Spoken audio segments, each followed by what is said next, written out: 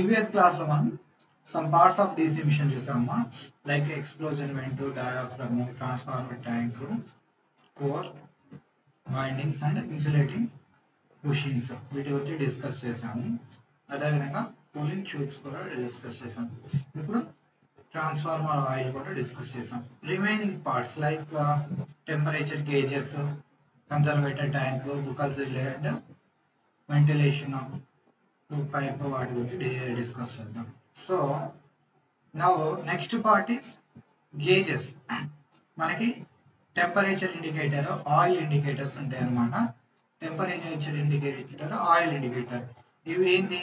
ఈ ఆయిల్ యొక్క టెంపరేచర్ ని, అదే విధంగా వైండ్ యొక్క టెంపరేచర్ ని ఇండికేట్ చేస్తాయి. వైండింగ్స్ యొక్క టెంపరేచర్ ఆయిల్ టెంపరేచర్ తో కంపారిజన్ చేస్తే మనకి రెండు డిఫరెంట్ గా ఉంటాయి. ఎందుకు? ఇక్కడ డైరెక్ట్ హీట్ జనరేట్ అవుతుంది వైండింగ్స్ లో, అది ఈ ఆయిల్ అబ్జర్వ్ చేసుకొని కూల్ డౌన్ చేస్తూ ఉంది. సో వీటి మధ్య హీట్ డిఫరెన్స్ అనేది ఉంటుంది. కాబట్టి winding temperature and oil temperature రెండు డిఫరెంట్ గా ఉంటాయి అన్నమాట. రెండు డిఫరెంట్ గా ఉంటాయి అన్నమాట. ఆ టెంపరేచర్ ఇండికేట్ చేయడానికి మనకి టెంపరేచర్ గేజెస్ ఉపయోగపడుతూ ఉంటాయి. అదేవిధంగా ఆయిల్ లెవెల్, కన్జర్వేటర్స్ లో ఆయిల్ లెవెల్ ఎట్లా ఉంది అని తెలుసుకోవడానికి ఈ ఆయిల్ గేజ్ ఉపయోగపడుతుంది అన్నమాట. ఆయిల్ ఇండికేటర్స్ ఉపయోగపడుతూ ఉంటాయి. ఇవి కాకుండా ఈ ట్యాంక్ పైన చిన్న ట్యాంక్ ఏదైతే ఉందో దీన్ని మనం కన్జర్వేటర్ ట్యాంక్ అంటామమ్మా. కన్జర్వేటర్ ట్యాంక్ అంటాం. దీని పర్పస్ ఏంటంటే, ఇప్పుడు మన ట్రాన్స్ఫార్మర్లో ఆయిల్ ఫుల్గా ఉంది. సపోజ్ లోడ్ పెరిగినప్పుడు ఏమైంది? I2R లాస్ పెరుగుతాయి. I2R లాస్ పెరిగితే హీట్ అయింది. హీట్ అయినప్పుడు ఏమైంది? ఆయిల్ హీట్ని అబ్జర్వ్ చేసుకుంటాయి. Gases or liquids or solids ఏదైనా హీట్ని అబ్జర్వ్ చేసుకున్నప్పుడు ఏమవుతుంది? ఎక్స్పాండ్ అవుతాయి. ఎక్స్పాండ్ అయినప్పుడు దీని వాల్యూమ్ పెరిగింది. పెరిగినప్పుడు ఏమైంది? ఈ ఆయిల్ అనేది ఈ పైప్స్ గుండా కన్జర్వేటర్ ట్యాంక్స్ లోకి వెళ్ళి కన్జర్వేటర్ ట్యాంక్ లో అకామిడేట్ అవుతుంది అన్నమాట. అదేవిధంగా తగ్గినప్పుడు ఇందులో లోడ్ తగ్గినప్పుడు, అంటే కరెంట్ వాల్యూ తగ్గినప్పుడు I2R లాసెస్ తగ్గుతాయి. దానివల్ల హీటింగ్ ఎఫెక్ట్ అనేది తగ్గినప్పుడు ఆయిల్ మళ్ళీ కంప్రెస్ అయినప్పుడు ఏమైంది? వాల్యూమ్ తగ్గడం వల్ల ఈ కన్జర్వేటర్ లో ఉన్న ట్యాంక్ వచ్చి దీన్ని ఫెయిల్ చేసింది. So as a such conservator tank as a reservoir, oil reservoir గా కూడా మనకి ఇక్కడ ఉపయోగపడుతూ ఉంటుంది. అవసరమైనప్పుడు మనం ఆయిల్ ని బాగా లోడ్ ఉన్నప్పుడు హీట్ ఎక్కువై ఆయిల్ ఎక్స్పాండ్ అయ్యి కన్జర్వేటర్ ట్యాంక్ లోకి ఆయిల్ వెళ్ళింది. అదేవిధంగా లోడ్ తక్కువ ఉన్నప్పుడు ఆయిల్ కంప్రెస్ అవడం వల్ల లోపలికి వచ్చింది అన్నమాట. కన్జర్వేటర్ ట్యాంక్ నుంచి మన మెయిన్ ట్యాంక్ లోకి వచ్చింది. ఇది కన్జర్వేటర్ ట్యాంక్ యొక్క పర్పస్. ఈ మధ్యలో ఒక చిన్న బుక్కల్స్ రిలే ఉంది, చూసాము. బుక్కల్స్ రిలే అంటాం దీన్ని. ఈ బుక్కల్స్ రిలేని మనం లోపల ఇంటర్టర్న్ ఫాల్ట్స్ కనుక్కోవడానికి వాడతాం అన్నమాట. ఇన్సిపియంట్ ఫాల్ట్స్ అంటాం. ఆ ఫాల్ట్స్ ని కనుక్కోవడానికి వాడతాం. లైక్ ఇంటర్టర్న్ ఫాల్ట్స్ అంటే ఏంటి? ఇప్పుడు ఈ రెండు టర్న్స్ మధ్య జస్ట్ ఈ రెండు టర్న్స్ ఇట్లా ఉన్నాయి కదమ్మా, ఇట్లా ఉన్నాయి రెండు టర్న్స్ మధ్య ఇక్కడ ఈ ప్లేస్ లో వైండింగ్స్ ఈ రెండు వైండింగ్స్ మధ్య ఇన్సులేషన్ పోయినప్పుడు ఏమైంది? ఆ ప్లేస్ లో లోకలైజ్డ్ హీటింగ్ జరిగింది. దాన్ని నార్మల్ రిలేస్ తో డిటెక్ట్ చేయడం కొంచెం కష్టం.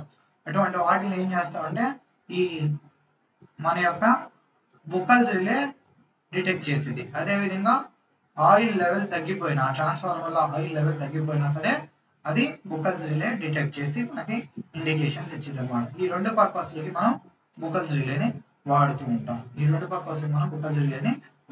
బుక్కల్స్ రిలే ఎక్కడ కనెక్ట్ చేస్తామమ్మా? మన మెయిన్ ట్యాంక్ నుంచి కన్జర్వేటర్ ట్యాంక్ వెళ్ళే పైప్ లైన్ మధ్యలో బుక్కల్స్ రిలేని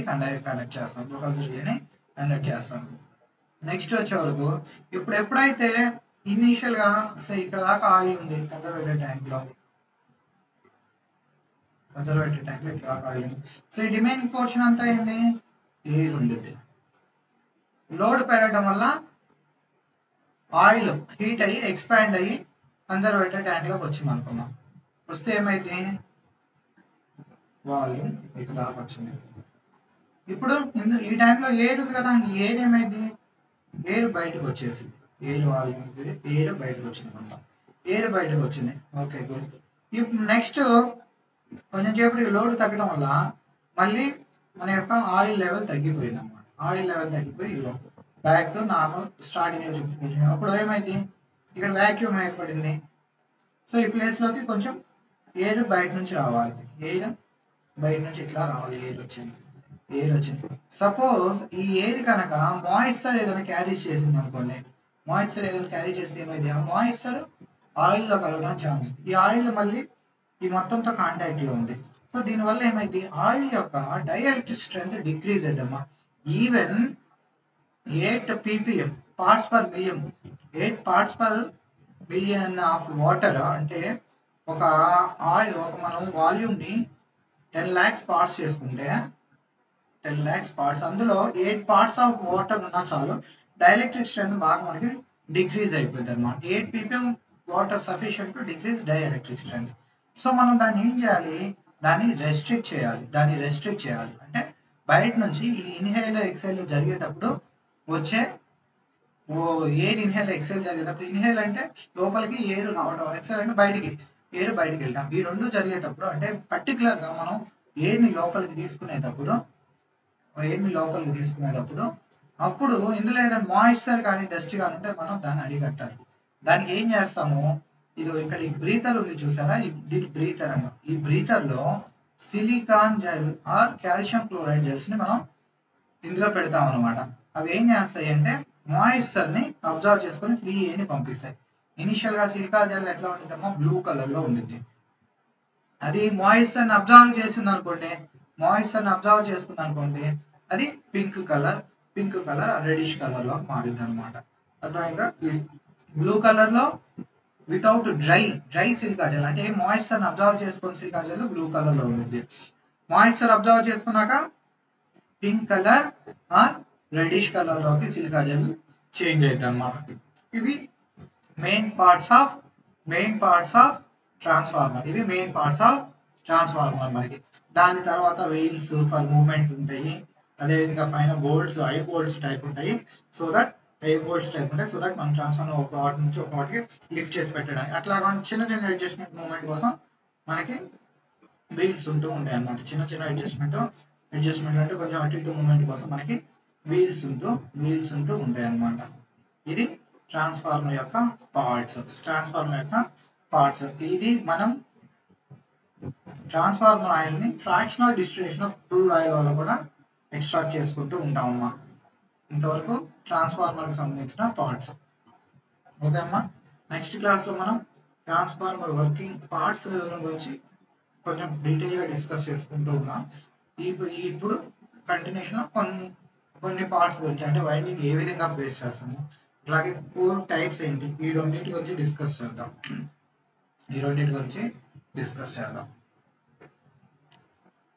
కోర్ ఏం చెప్పాము, కోర్ జనరల్ గా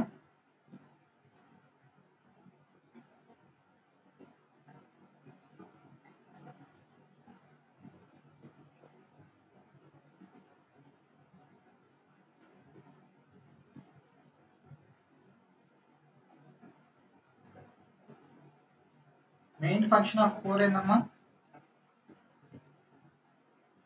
main function of core is to provide flux, power for flux, magnetic flux. అదే విధంగా దీన్ని దేంతో చేస్తామని చెప్పా, silicon steel or CRGO steel, వీటితో చేస్తామని చెప్పేసి చెప్పాం. అంతే కదా. నెక్స్ట్ వచ్చే వరకు ఈ కోర్ ని మనం లామినేట్ చేస్తాం అన్నమాట. ఎందుకు లామినేట్ చేస్తామంటే చూడండి, ఇప్పుడు ఇది కోర్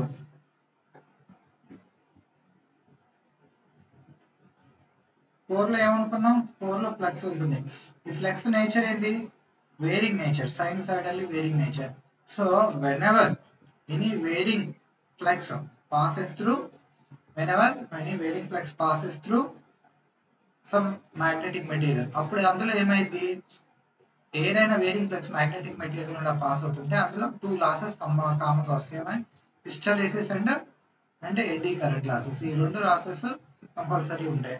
సో ఈ ఎడ్డీ కరెంట్ లాసెస్ మినిమైజ్ చేయడానికి ఏం చేస్తాం, మ్యాగ్నెటిక్ మెటీరియల్ మనం లామినేట్ చేసుకుంటూ ఉంటాం అనమాట. లామినేట్ చేసుకుంటూ ఉంటాం. ఈ details lamination eddy current losses details మనం ఆల్రెడీ డిసి మిషన్స్ క్లాస్ లో డిస్కస్ చేసాం. If you have any doubt, if you want to recall, just please go through that.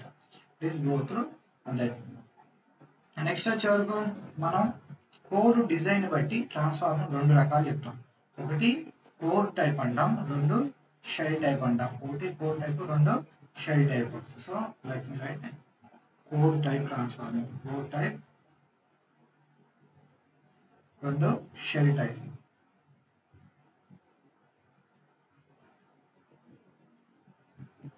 Shell type core type లో single phase దానికి నేను చెప్పాను. Single phase core type లో ఈ విధంగా మనకి ట్రాన్స్ఫార్మర్ కోర్ ఉండేది, మనకి 2 లింక్స్ ఉంటాయి. షెల్ టైప్ లో వచ్చే వరకు మనకి 3 లింక్స్ ఉంటాయి.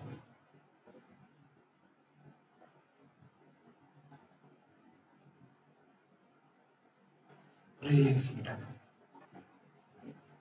ఉంటాయి. షెల్ టైప్, కోర్ టైప్ ఈ విధంగా ఉండిద్దమ్మా. 2 లింక్స్, షెల్ టైప్ లో 3 లింక్స్ ఉంటాయి. వైండింగ్స్ వచ్చే వరకు కోర్ టైప్ లో వైండింగ్స్ ఇలా అవుటర్ లింక్స్ మీద ప్లేస్ చేసుకుంటాం. ఇక్కడ వచ్చే వరకు షెల్ టైప్ లో వైండింగ్స్ ని ఇన్నర్ లింక్స్ మీద ప్లేస్ చేస్తాం. వైండింగ్స్ ఇన్నర్ లింక్స్ మీద ప్లేస్ చేస్తాం అన్నమాట. నెక్స్ట్ వచ్చే వరకు మనకి ఈ కోర్ టైప్ లో చూడండి, ఇప్పుడు కోర్ టైప్ లో అవుటర్ లో ఏమున్నాయి, వైండింగ్స్ కోర్ ని సరౌండ్ చేస్తున్నాయి. సో ఇది కోర్ ని వైండింగ్స్ సరౌండ్ చేస్తుంటాయి కోర్ టైప్ ట్రాన్స్ఫార్మర్ లో. అదేవిధంగా షెల్ టైప్ ట్రాన్స్ఫార్మర్ లో కోర్ మొత్తం అవుటర్ లో ఉండి వైండింగ్స్ లోపల ఉన్నాయి అన్నమాట. So windings are surrounded by core. So windings లోపల ఉండటం వల్ల, షెల్ టైప్ లో లోపల ఉండటం వల్ల వీటి మెయింటెనెన్స్ కానీ రిపేర్ కానీ it is difficult. Maintenance and repair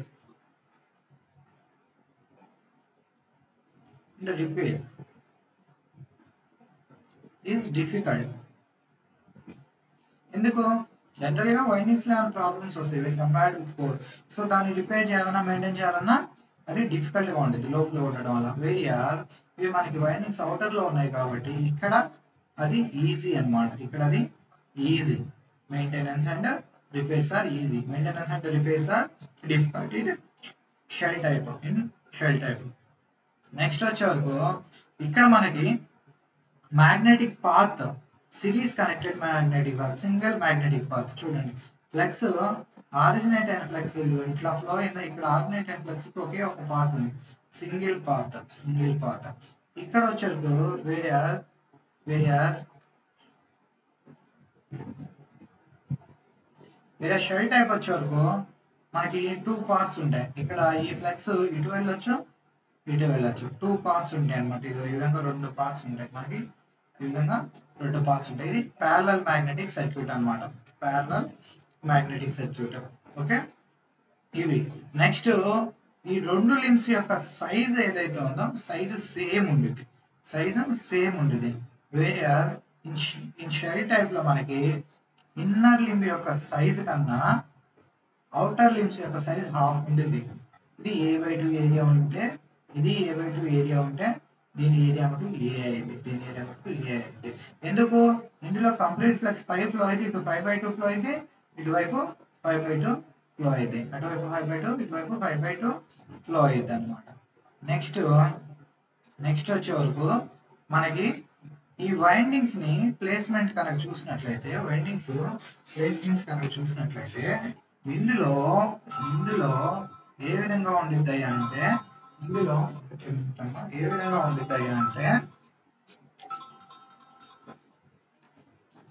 winding placement కనుక మనం చూసినట్లయితే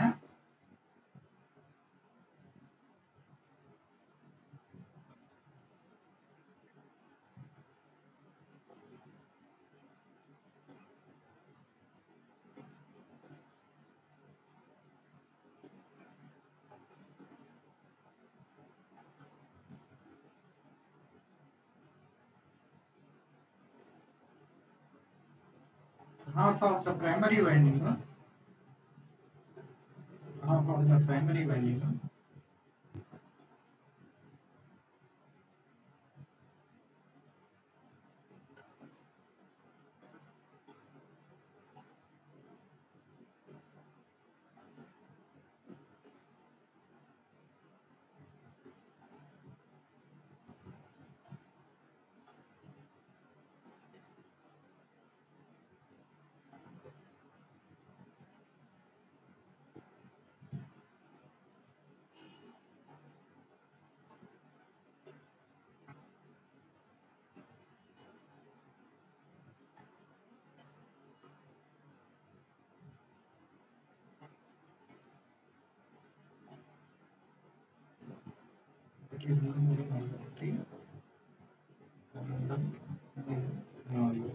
సో వైండింగ్ ని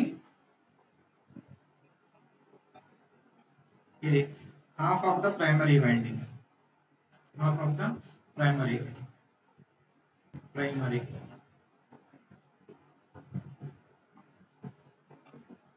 వైండింగ్. Next secondary winding.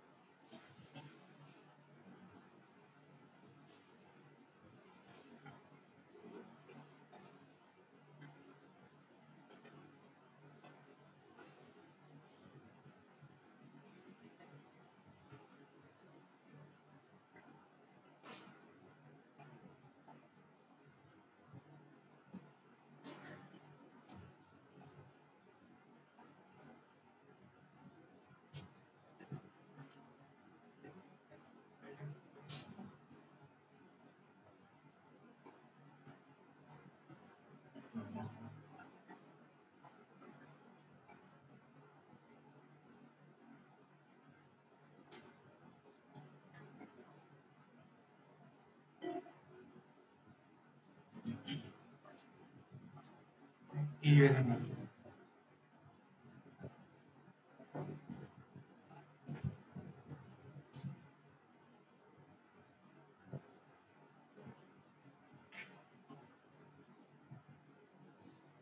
ఇది సెకండ్.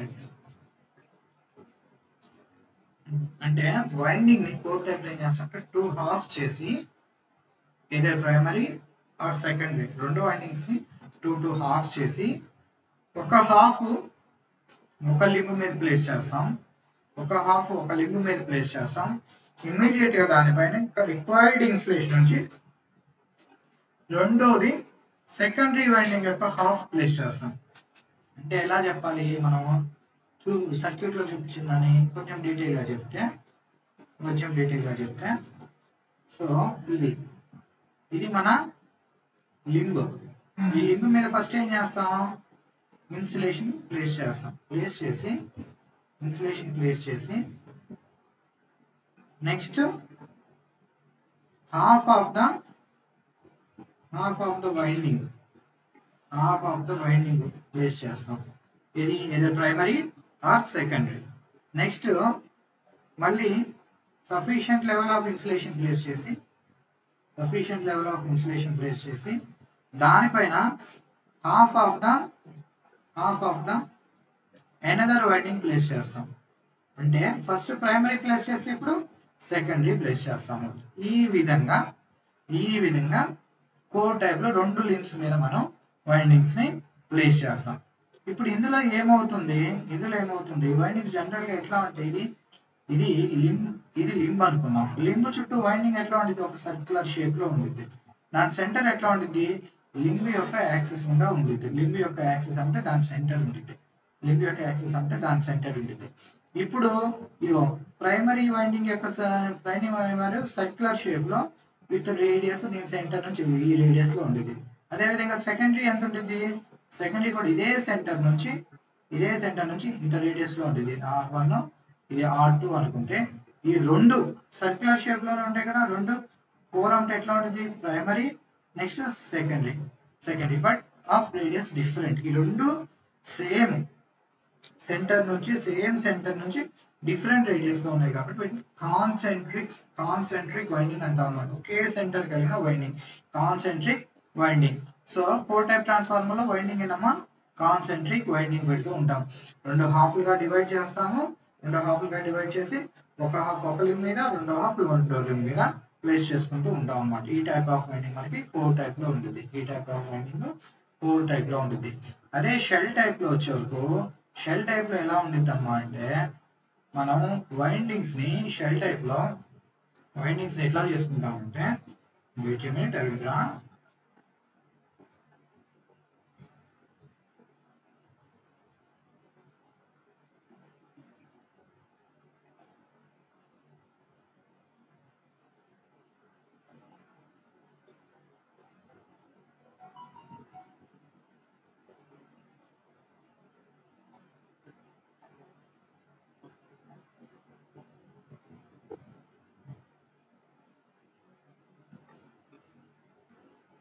ఇందులో primary windings number of parts కింద చేసుకుంటాం. ఇది నా ప్రైమరీ వైండింగ్, ఓకే. దాని మీద primary winding number of parts కింద చేసుకున్న తర్వాత నెంబర్ ఆఫ్ సెగ్మెంట్స్ కింద చేసుకొని మళ్ళీ నా ప్రైమరీ వైండింగ్. అదేవిధంగా సెకండరీ కూడా నేను నెంబర్ ఆఫ్ సెగ్మెంట్స్ కింద ప్లేస్ చేసుకుంటాను.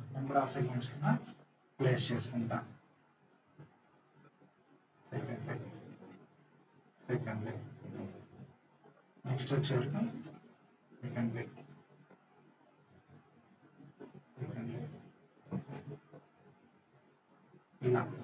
ఇలా ప్లేస్ చేసుకుంటాం. ఇది సెకండరీ, ఇది ప్రైమరీ. ఇందులో ఏం చేస్తాను, సెగ్మెంట్స్ కింద డివైడ్ చేసుకుని ఫస్ట్ నేను ఒక part of primary winding place చేస్తాను. నెక్స్ట్ దాని కింద second part of secondary winding. First part లో ఏం చేశాను, ఒక పార్ట్ ప్రైమరీ వైండింగ్, ఇమీడియట్ గా దాని కింద ఒక పార్ట్ సెకండరీ వైండింగ్, మళ్ళీ ప్రైమరీ వైండింగ్, మళ్ళీ దాని కింద సెకండరీ వైండింగ్, మళ్ళీ ప్రైమరీ వైండింగ్. నెక్స్ట్ ఇంకో పార్ట్ ఉంటే సెకండరీ సెకండరీ ప్లేస్ చేసుకుంటే ఒకదాని మీద ఒకటి ప్లేస్ చేసుకుంటా వెళ్తాను అనమాట. ఈ టైప్ ఆఫ్ వైండింగ్ మనం షెల్ టైప్ లో వాడతాం. ఈ వైండింగ్ ఏమంటామమ్మా, చూడండి ఈ వైండింగ్ ఎట్లా ఉంది, ఈ సెగ్మెంట్ ప్రైమరీ సెగ్మెంట్, ఒక segment 1 segment 2, primary part 1 primary part 2, ప్రతి 2 ప్రైమరీ పార్ట్స్ మధ్య సెకండరీ యొక్క ఒక పార్ట్ శాండ్విచ్ అయింది. శాండ్విచ్ అంటే మధ్యలో ఉంది. అదే విధంగా ప్రతి 2 అంటే ప్రతి 2 సెకండరీ, ఈ సెకండరీ అండ్ ఈ సెకండరీ, ప్రతి 2 సెకండరీ సెగ్మెంట్స్ మధ్య ప్రైమరీ శాండ్విచ్ అయింది. కాబట్టి దీన్ని శాండ్విచ్ వైండింగ్ అంటాం అన్నమాట. ఏమన్నా శాండ్విచ్ వైండింగ్ అంటాం. దీన్ని కొంచెం క్లియర్ గా అర్థం చేసుకుంటానికి డయాగ్నటిక్ వ్యూ తీసుకుంటే, ఇప్పుడు ఇది సెంట్రల్ లింబ్ అనుకోండి, మనము ఏం చేస్తాము, మనము ఫస్ట్ ఇది యోక్, ఇక్కడ సఫిషియంట్ లెవెల్ ఆఫ్ ఇన్సులేషన్ పెడతాము. అదేవిధంగా ఇక్కడ సఫిషియంట్ లెవెల్ ఆఫ్ ఇన్సులేషన్ పెట్టుకొని ప్రైమరీ యొక్క ఒక part of winding number of parts కింద డివైడ్ చేసాం కదా మనం ప్రైమరీ యొక్క ఒక పార్ట్ ఆఫ్ వైండింగ్ ని ఇక్కడ ప్లేస్ చేసాం. నెక్స్ట్ మళ్ళీ వీటికి మధ్య సఫిషియంట్ లెవెల్ ఆఫ్ ఇన్సులేషన్ పెట్టుకున్నాం. దీని సఫిషియంట్ లెవెల్ ఆఫ్ ఇన్సులేషన్ ఇక్కడ పెట్టాం. సెకండరీ యొక్క ఒక పార్ట్ మళ్ళీ ప్లేస్ చేస్తాం. సెకండరీ యొక్క ఒక పార్ట్ ని ప్లేస్ చేస్తాం. సెకండరీ యొక్క ఒక పార్ట్ ప్లేస్ చేస్తాం. Again we replace insulations of sufficient level, insulation of sufficient level, and we'll put part of primary winding. Then insulation of sufficient level, part of secondary winding, part of secondary winding. Again insulation of sufficient level and part of insulation of secondary one and a part of primary winding and part of primary winding, part of primary winding. ఇలా place చేసుకుంటూ వెళ్తాం అన్నమాట. ఇలా place చేసుకుంటూ వెళ్తూ ఉంటాము. So ఈ winding ఏమంటాం శాండ్విచ్డ్ వైండింగ్ అంటాం. Sandwiched winding. Sandwiched winding is used in shell type. Sandwiched winding is used in shell type and concentric winding is used in core type transformer. Core type transformer. ఈ core type transformer లో ఇప్పుడు ఇందాక ఏం చెప్పాము winding place చేయడానికి ముందు insulation అని చెప్పేసి చెప్పాం కదా. Sufficient level of insulation. ఏది సఫిషియంట్ లెవెల్ ఆఫ్ ఇన్సులేషన్ అనే టర్మ్స్ కొంచెం డీటెయిల్ గా మాట్లాడుకుంటే ఫస్ట్ కనుక మనం హెచ్వి వైండింగ్ ని ప్లేస్ చేసాం. హెచ్వి అంటే హై వోల్టేజ్ వైండింగ్ ప్లేస్ చేసాం. ట్రాన్స్ఫార్మర్ లో మనకి ప్రైమరీ సెకండరీ అనేవి మనం ఎగ్జైటేషన్ బేసిస్ మీద చెప్తే ఎగ్జైటేషన్ బేసిస్ మీద అంటే మనం ఇన్పుట్ ఇచ్చేదాన్ని ప్రైమరీ అండ్ అవుట్పుట్ ఇచ్చేదాన్ని సెకండరీ. అంటే హెచ్విఎల్వి అనే మటుకు డిపెండింగ్ ఆన్ వోల్టేజ్ లెవెల్స్ చెప్తామమ్మా. వోల్టేజ్ లెవెల్ చెప్తాం. ఎక్కువ వోల్టేజ్ ఉండేదాన్ని హెచ్వి అంటాం, తక్కువ వోల్టేజ్ ఉండేదాన్ని ఎల్వి అంటాం. HV can be primary or secondary. Similarly LV can be primary or secondary. Now I am speaking in terms of HV and LV. HV and LV terms లో కనుక మనం మాట్లాడినట్లయితే చూడండి ఇక్కడ హెచ్వి వైండింగ్ పెట్టాల్సి వచ్చింది అనుకోండి. అప్పుడు ఇన్సులేషన్ లెవెల్ ఎంత ఉంటుంది? హెచ్వికి ఈక్వల్ గా ఉంటుంది. కొంచెం మనం న్యూమరికల్ ఎగ్జాంపుల్స్ లో మాట్లాడుకుంటే let the transformer be 33 kV by 11 kV transformer అనుకున్నాం. 11 kV ట్రాన్స్ఫార్మర్. అప్పుడు ఏమైంది ఈ వైండింగ్ నేను ఏదైతే ప్లేస్ చేయాలో అది 33 kV లెవెల్ వేర్ చేయడానికి ఈక్వలెంట్ వైండింగ్ ని ప్లేస్ చేయాలి. నేను ప్లేస్ చేసే winding say 11 kV per centimetre 11 kV per centimetre wear చేయగలిగితే ఇప్పుడు ఇనిషియల్ గా నేను ఎంత ప్లేస్ చేయాలమ్మా హెచ్వి దగ్గరగా పెడితే ఇక్కడ 3 సెంటీమీటర్స్ ఈక్వలెంట్ పెట్టాలి. 3 సెంటీమీటర్ ఈక్వలెంట్ పెట్టాలి. నెక్స్ట్ ఏంటి ఎల్బి పెడతాం కదా ఇమీడియట్ గా సెకండ్ ఎల్బి పెడతాం కాబట్టి ఇక్కడ ప్లేస్ చేయాల్సింది ఏంటి ఇక్కడ ఎల్బి వైండింగ్ ప్లేస్ చేస్తాం. HV 33 kV LB 11 kV LB 11 kV. So ఈ మధ్య డిఫరెన్స్ ఎంత only 22 kV only 22 kV. So ఇక్కడ నేను ప్లేస్ చేయాల్సింది 22 kV ని వేర్ చేసి ఇన్సులేషన్ ప్లేస్ చేస్తే చాలు. అంటే ఎంత 2 సెంటీమీటర్స్ ప్లేస్ చేయాల్సి వచ్చింది. టోటల్ ఎంత ప్లేస్ చేయాల్సి వచ్చింది నేను 5 సెంటీమీటర్స్ ప్లేస్ చేయాల్సి వచ్చింది. ఇలా కాకుండా ఇప్పుడు కనుక నేను ఫస్ట్ ఎల్విని పెట్టాను అనుకోండి. ఫస్ట్ ఎల్వి అంటే ఎంత ఎల్వి అంటే ఎల్వి 11 kV 11 kV పెడితే ఇన్సులేషన్ 11 kV పే చేయడానికి చాలు 1 సెంటీమీటర్. ఇక్కడ నెక్స్ట్ హెచ్వి అంటే ఎంతమ్మా 33 kV హెచ్విని పే చేయడానికి పెట్టినప్పుడు మళ్ళీ డిఫరెన్స్ ఎంత 22 kV = 2 centimetres.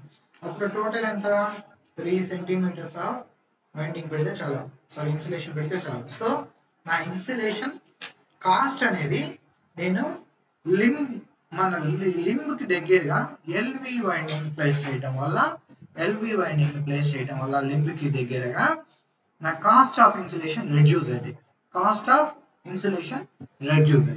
So as of now understand this point that by placing LV winding near to the limb, cost of the insulation will be reduced. Cost of the insulation మనం LV winding ని limb దగ్గర place చేయడం వల్ల తగ్గిద్ది. Next వచ్చేవరకు ఏంటంటే ఈ point అర్థమైంది కదమ్మా. నెక్స్ట్ వచ్చేవరకు సెకండ్ది కాస్ట్ ఆఫ్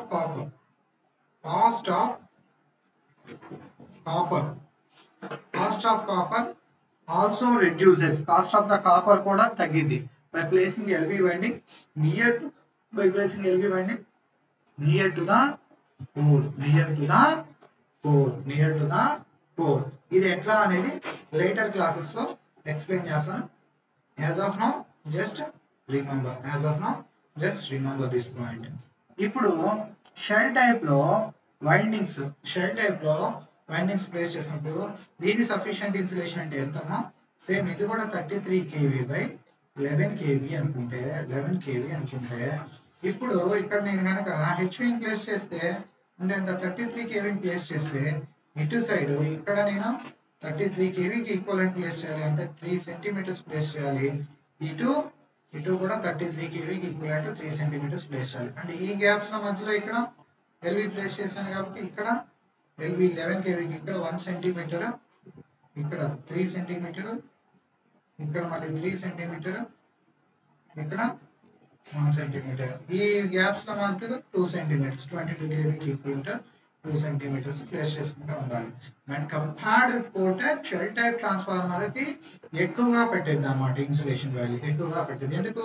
ఈ పోర్షన్ అంతా అప్రాక్సిమేట్లీ ఆన్ యావరేజ్ 2 సెంటీమీటర్ మనం ప్లేస్ చేయాల్సిందే. ఇన్ అడిషన్ టు దట్ ప్రతి పోర్షన్ లో 2 సెంటీమీటర్ ప్లేస్ చేయాలి. అర్థమవుతుందా? సో వైండింగ్ కంపారిటివ్ గా మనకి ఎక్కువగా పెట్టిద్ది అన్నమాట. వైండింగ్ మనకి కంపారిటివ్ గా ఇన్సులేషన్ అనేది ఎక్కువగా పట్టింది షెల్ టైప్ ట్రాన్స్ఫార్మర్ లో మనకి ఇన్సులేషన్ అనేది ఎక్కువగా పట్టింది అన్నమాట. నెక్స్ట్ వచ్చే వరకు ఏంది? షెల్ టైప్ ట్రాన్స్ఫార్మర్ లో ఈ ఎడ్జెస్ లో అంటే ఈ పార్ట్ లో టాప్ పార్ట్ లో అండ్ బాటమ్ పార్ట్ లో మనం ఎల్వి వైండింగ్స్ ప్లేస్ చేయడం వల్ల insulation value required insulation value కొంచెం తగ్గిద్ది అన్నమాట. ఓకే, ది వైండింగ్స్ ఎట్లా ప్లేస్ చేస్తాము ఏంటి, దాని వల్ల వచ్చే ఇన్సులేషన్ ఎఫెక్ట్స్ ఏంటి అని చెప్పేసి ఇది. నెక్స్ట్ వచ్చే వన్ మోర్ పాయింట్ ఏంటంటే లీకేజ్ ఫ్లక్స్ అని ఒక టర్మ్ ఉంటుంది. లీకేజ్ ఫ్లక్స్ అంటే flux links with only one winding. మనకి 2 వైండింగ్స్ ఉన్నాయి కదమ్మా, LV and HV or primary and secondary. ఈ రెండింటిలో ఓన్లీ ఒకే ఒక దాంతో లీక్ అయ్యే వైండింగ్ మనం లీక్ అయ్యే ఫ్లక్స్ లీకేజ్ ఫ్లక్స్ అంటామమ్మా. ఆ లీకేజ్ ఫ్లక్స్ వాల్యూ మనకి కోర్ టైప్ లో మోర్ ఉంటుంది when compared with shell type. దాని 5L అనుకుంటే 5L in core type is greater than 5 leakage in shell type.